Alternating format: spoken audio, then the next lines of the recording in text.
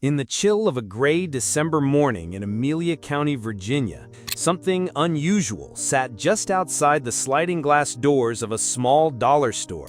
She didn't bark, she didn't whine, she didn't chase after the rustle of shopping bags or the scent of fast food wrappers drifting in the air. She simply watched.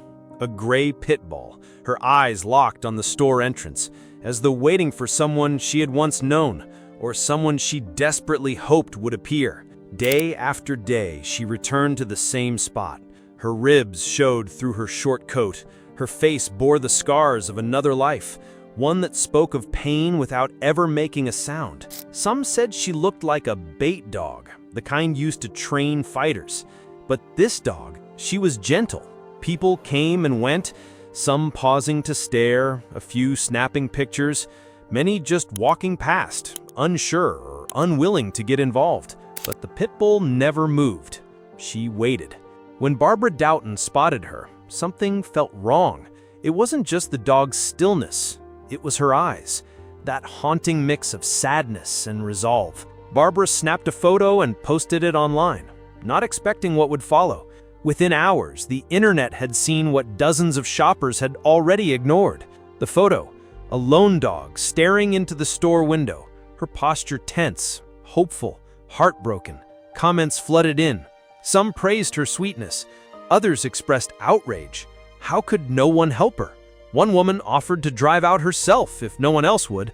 The post had become a cry louder than the dog ever made. That same evening, under the flat white glow of the store's security lights, the dog was still there. When the Amelia Animal Shelter team arrived, they didn't have to search. She hadn't moved, and she didn't resist. As rescuers approached, she wagged her tail slightly, then bowed her head as if she knew, finally, help had come.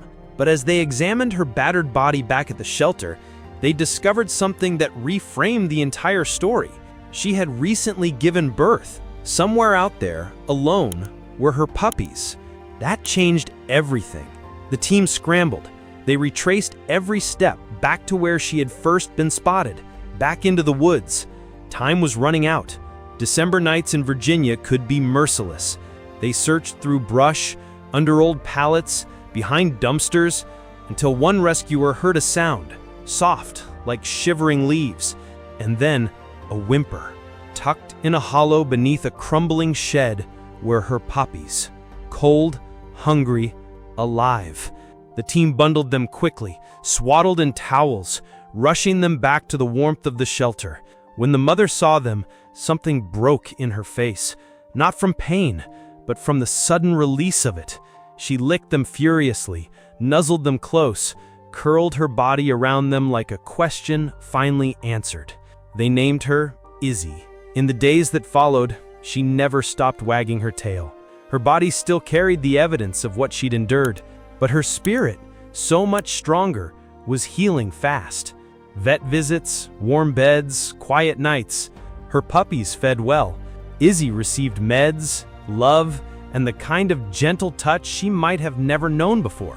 One rescuer joked that she was so gentle she'd eat taquitos right out your mouth. And everyone who met her agreed. Izzy was a love bug. Weeks passed. Her story spread. And when it came time to find homes, it didn't take long. Each of Izzy's puppies was adopted into a loving family. Izzy, too, found her place. A warm home, a new name carved into a food bowl, soft couches, and people who spoke to her kindly.